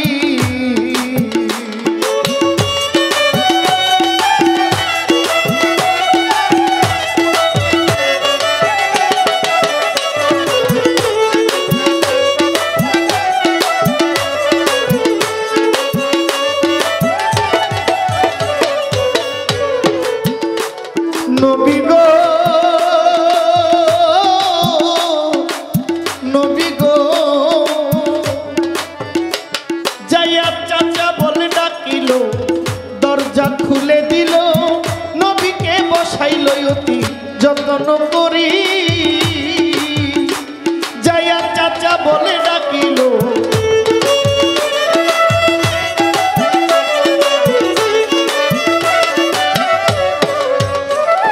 নবীজি নবী গো, নবীজি। যাইয়া চাচা বলে ডাকিল, আবু জাহেল দরজা খুলে দিল, আমার নবীকে বসাইল অতি যত্ন করি। জাহেল কয়, এত রাত্রে গোপনে আসিলা কি কারণে? জাহেল কয়, এত রাত্রে গোপনে আসিলা কি কারণে? কি চাও ভাতিজা তুমি বলো তাড়াতাড়ি গো, আবু জাহেলের বাড়ি গো, আবু জাহেলের বাড়ি।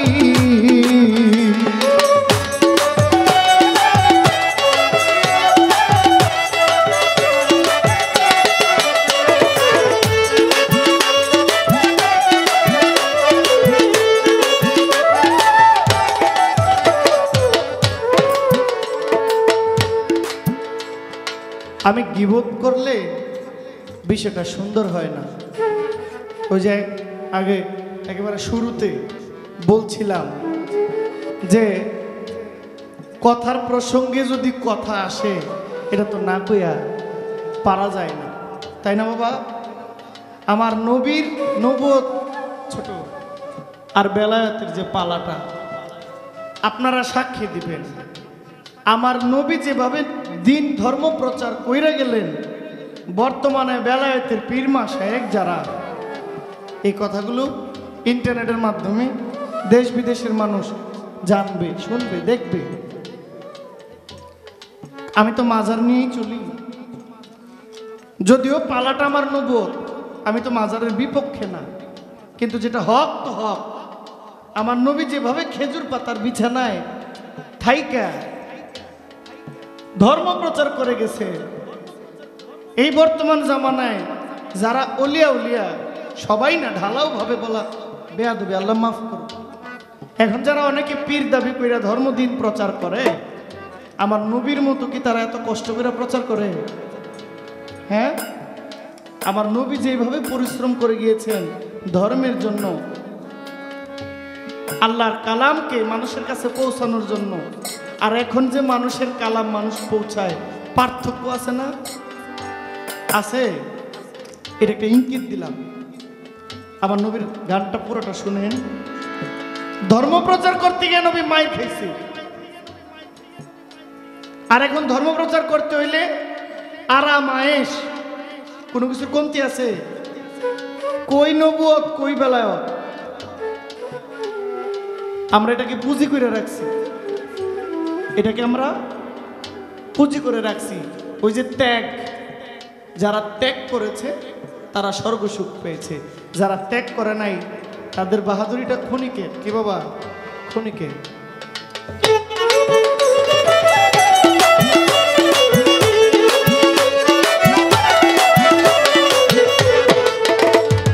নবী গো, ও ও নবী গো, জাহেল কয় আরই আছে বহু ধন, অমূল্য রতন, হীরা কাঞ্চন মণি তোমায় দিতেও পারি। জাহেল কয় মদ আছে তৈয়ারো। কারে কয়? আমার নবীকে বলে। আবু জাহেল কাকে বলতেছে? নবীকে বলতেছে। নবী গো ভাতিজায়ো, দেখো মদ আছে তৈয়ারো, যত খাইতে পারো মজুদ রাখিবই আমার জনম ভরি। ওই যে নেতা আবু জাহেল নেতা, আমার নবীও, নবী হইলেন ধর্মের নেতা, আবু জাহেল হইলেন মুনাফিক বেঈমানের নেতা। কার নেতা? বেঈমানের নেতা। তো গোপনে এক নেতার বাড়িতে আরেক নেতা গেলে মনে করে যে মিলতে আইছে নাকি। আমার নবী গেলেন দাওয়াত দিয়ে তার দলে আনতে। আবু জাহেল মনে করছেন মোহাম্মদ নি আমার দলে আওয়ানের লেগে আইছে, এই জন্য লোভ দেখাইতেছে। জাহেল বলে, দেখো শরাব আছে তৈয়ারো, যত খাইতে পারো মজুদ রাখিবই আমার জনম ভরি। তুমি যদি বলো বাদশাহ হব, বাদশাহী ছাড়িয়া দিব। তুমি যদি বলো বাদশাহ হব, বাদশাহী ছাড়িয়া দিব। তোমাকে বাদশাহ বানাবো প্রতিজ্ঞা করি। আবু জাহেলের বাড়ি গো, আবু জাহেলের বাড়ি।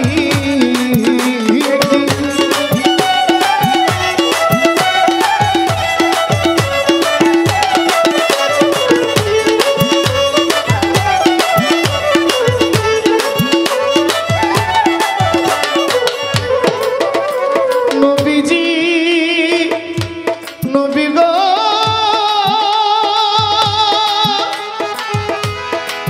ও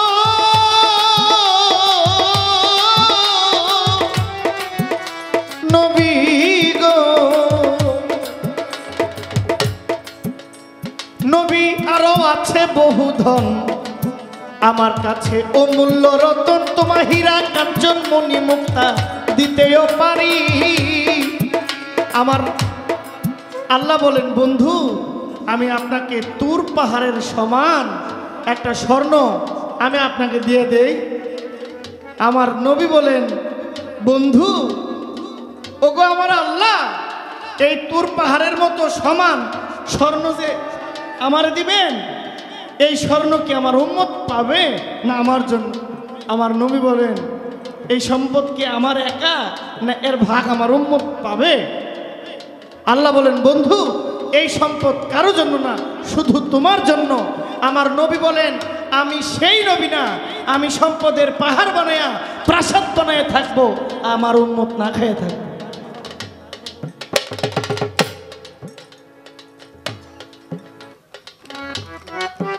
আমাকে যদি দেন, আমারও যা দিবেন আমার উম্মতকেও তার থেকে বেশি দিতে হবে। কম দিলে মানবো, কম দিলে মানবো না। আর আবু জাহেল বলে, তুমি যদি বাদশা হইতে চাও, আরবের বাদশা বানাবো। আমার আল্লাহ কই, বেঈমান, তুমি আমার বন্ধুরে আবু জাহেল, তুমি আমার বন্ধুরে আরবের বাদশা বানাইবা, আর আমি আমার বন্ধুরে সমগ্র সৃষ্টি জগতের বাদশা বানাই দিয়েছি। জাহেল বলে, আরো আছে বহু ধন, অমূল্য রতন, তোমায় হীরা কাঞ্চন মণি মুক্তা দিতেও পারি। আরবের যত নারী দেখো পছন্দ করি, আরবের যত নারী দেখো পছন্দ করি, হাজির করাইব পরমা সুন্দরী গো আবু জাহেলের বাড়ি গো, আবু জাহেলের বাড়ি।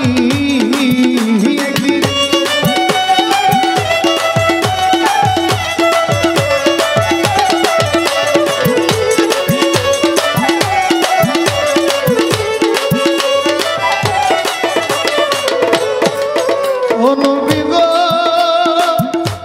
নবী গো,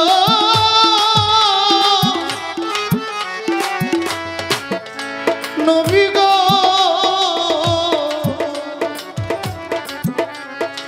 আমার নবী বলেন চাচাজি। এবার আমার নবীর পালা। এতক্ষণ গেছে আবু জাহেলের বলা, এবার সময় আসছে নবীর বলা। আমার নবী বলে, চাচাজি, আমি সোনা দিয়া, ধন দিয়া, অর্থ দিয়া, আমি রাজ্য দিয়া করব কি? আমার একটা কথা রাখেন চাচা, অনুরোধ করি। আমার নবী বলেন, চাচাজি,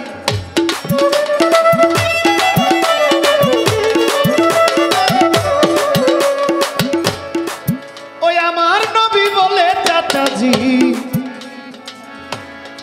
আমি এসব দিয়া করব কি? আমার একটা কথা রাখেন চাচা, আপনায় অনুরোধ করি। অনুরোধটা কি হইতে পারে আন্দাজ করতে পারেন? বুঝছেননি? আমি কই, আমার নবীজি যেই পথে আসতো আর যাইতো, ওই 3 পথের মোড়ে একটা গর্ত করলেন, বিরাট বড় গর্ত। কি? ছোট বাজার, ছোট বাজার।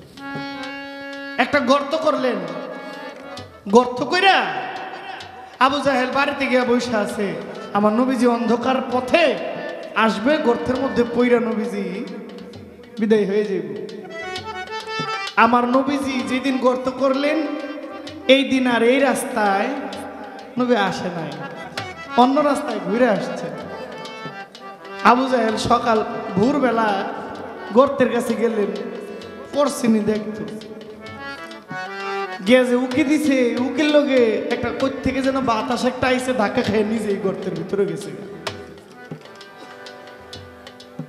গর্তের ভিতরে পইরা তো দেখে যে কই যে যাইতেছে, নিজেও কইতে পারে না। একেবারে গর্তের নিচে গিয়া উপর দিকে ছায়া দেখে কিছুই দেখা যায় না, অন্ধকার। চিৎকার করতেছে,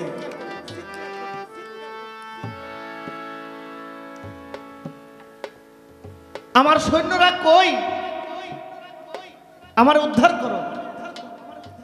প্রসঙ্গ মনে করেন 50 হাত গর্ত, তো 50 হাত রশি দিলে গর্তটা ভরাট হয় না?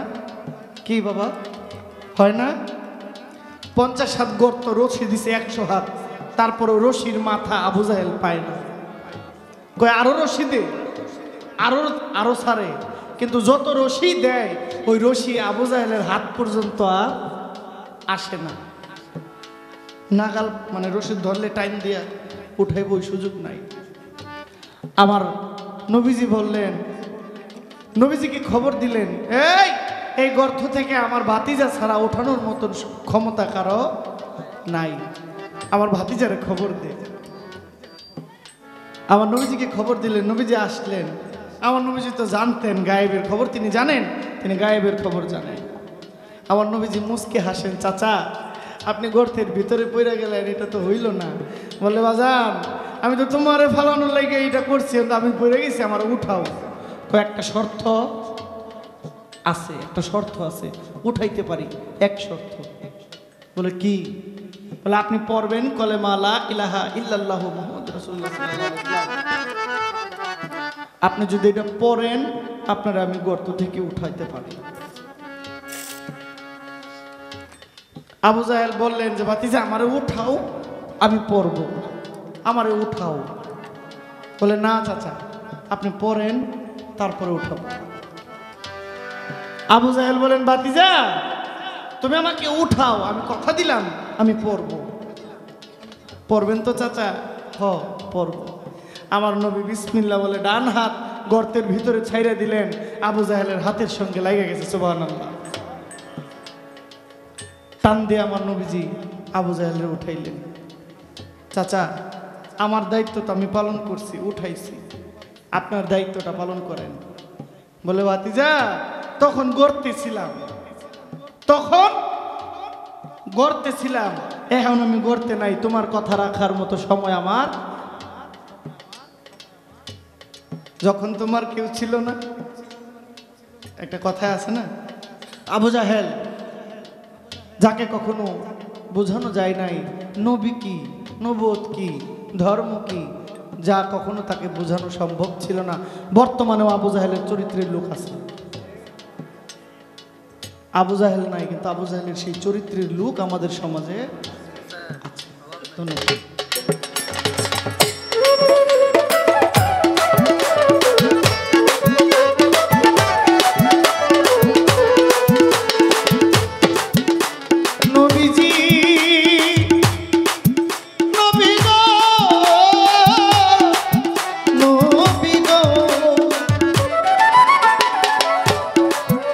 আমার নবী বলে চাচাজি ধন দিয়া করব কি, একটা কথা রাখেন চাচা আমি অনুরোধ করি, পড়লা ইলাহা ইল্লাল্লাহ মুহাম্মদ রাসূলুল্লাহ, লা ইলাহা ইল্লাল্লাহ মুহাম্মদ রাসূলুল্লাহ, একবার কইলে খুশি হইতে পারি গো আবু জাহেলের বাড়ি গো, আবু জাহেলের বাড়ি।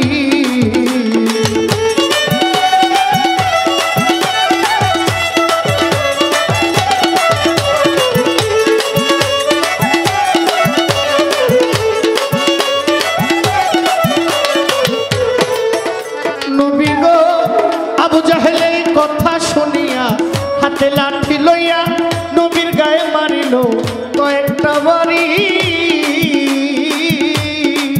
ও জাহেলে এই কথা শুনিয়া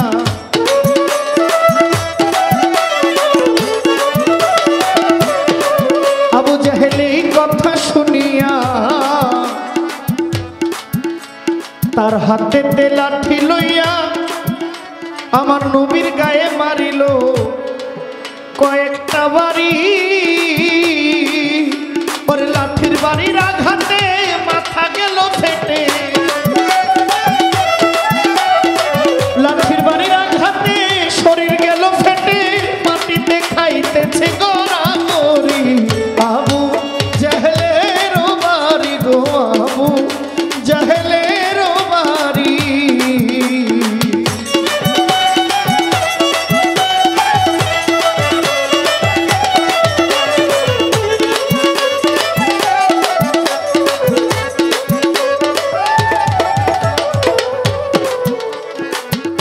ও নবীজি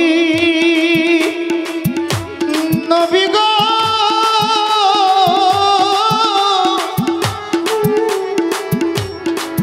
নবীজি কাছে ছিল আমির হামজার স্ত্রী, উঠিল চিৎকার করি, ওরে কে বাড়ি দিল আমার মোহাম্মদের, ও ছিল আমির হামজার স্ত্রী।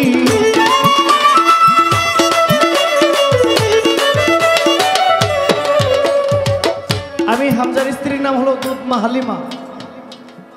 দুধমা যার কাছে নবীজি বিগত দিন ছিলেন, আমার নবীজি বেশিরভাগ আদর পাইছেন আবুল আহাবের আদর। কিন্তু যখন আমার নবীজি দিন ধর্ম প্রচার করতে গেলেন, আবুল আহাব নবীর সঙ্গে বেমানি করছে। এই জন্য কোরআন শরীফে সূরা আসছেন, তাব্বাত ইয়াদা আবিল আহাবি ওয়া তাব, ভেঙে দাও আবুল আহাবের দুই হাত। যে আবুল আহাব নবীকে লালন পালন করলেন, নবীকে যত্ন নিলেন, নবীকে ভালোবাসলেন, কিন্তু নবীর সঙ্গে দুশ্মনী করলেন, আল্লাহর তরফ থেকে আয়াত নাজিল হয়েছে, ভেঙে দাও আবুল আহাবের দুই হাত।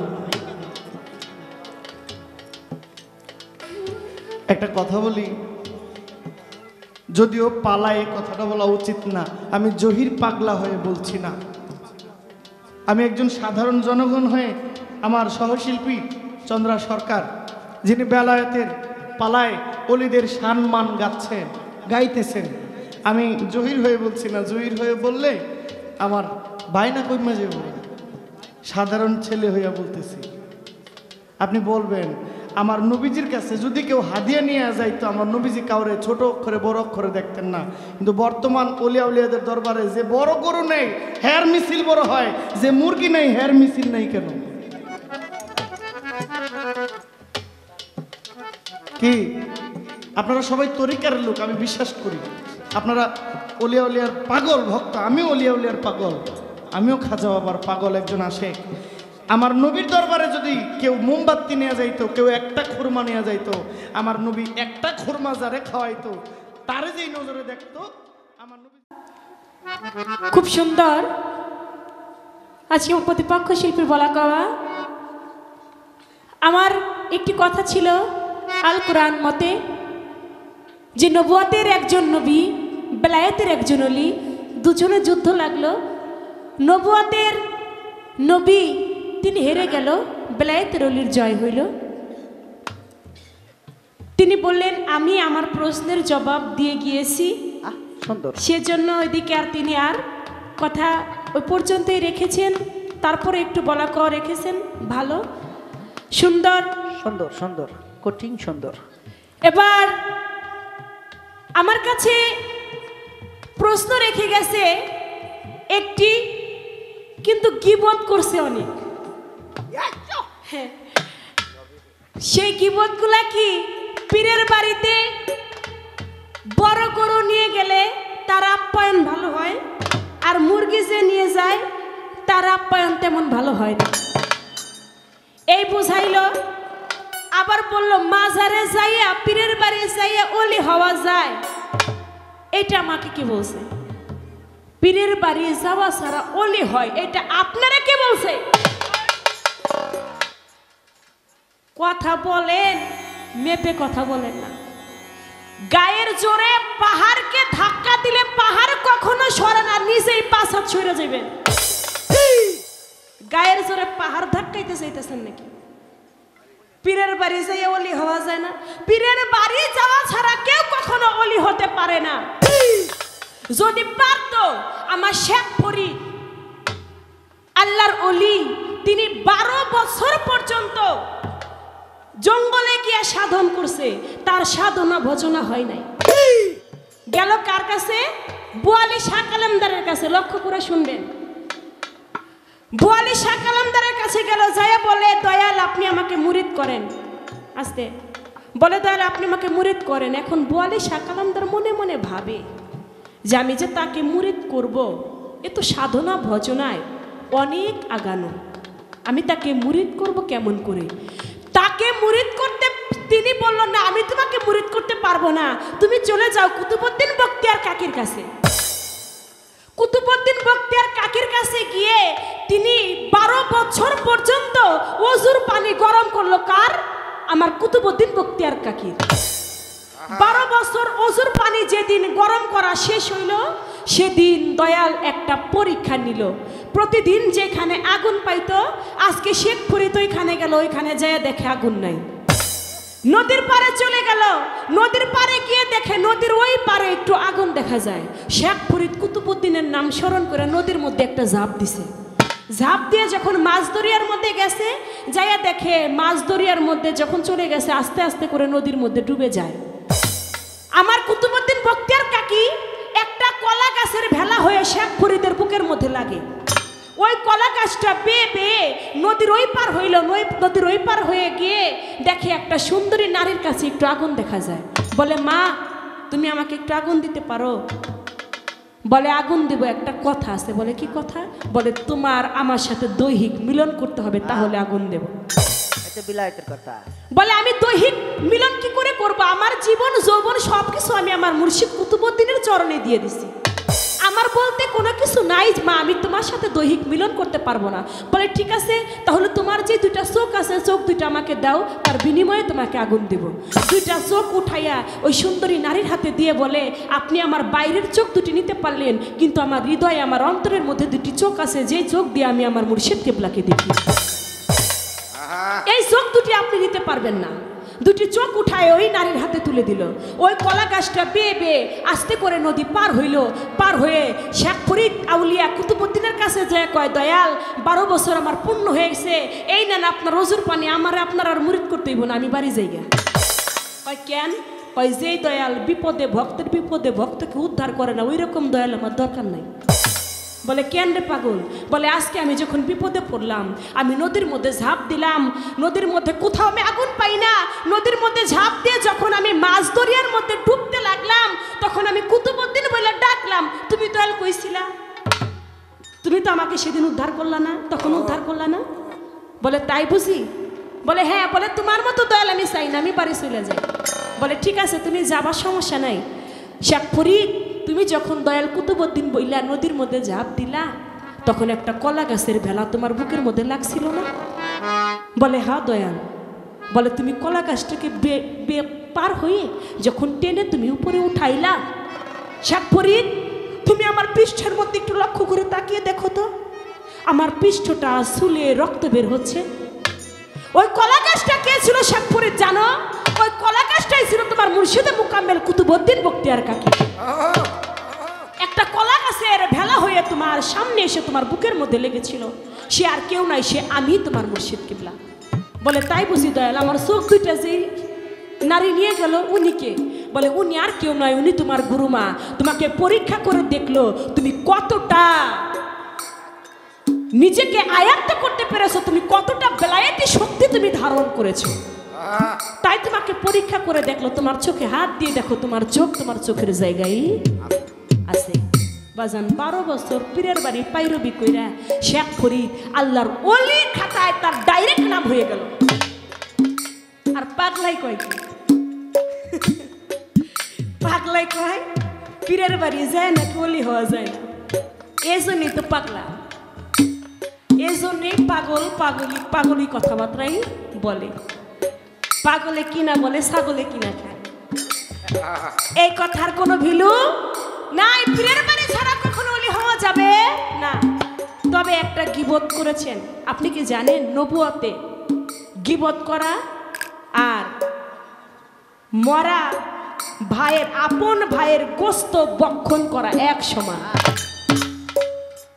আপনি নবুয়ত গাইতেছেন, আপনি তো গীবত করলেন যে পীরের বাড়ি, পীরেরা ওইটা।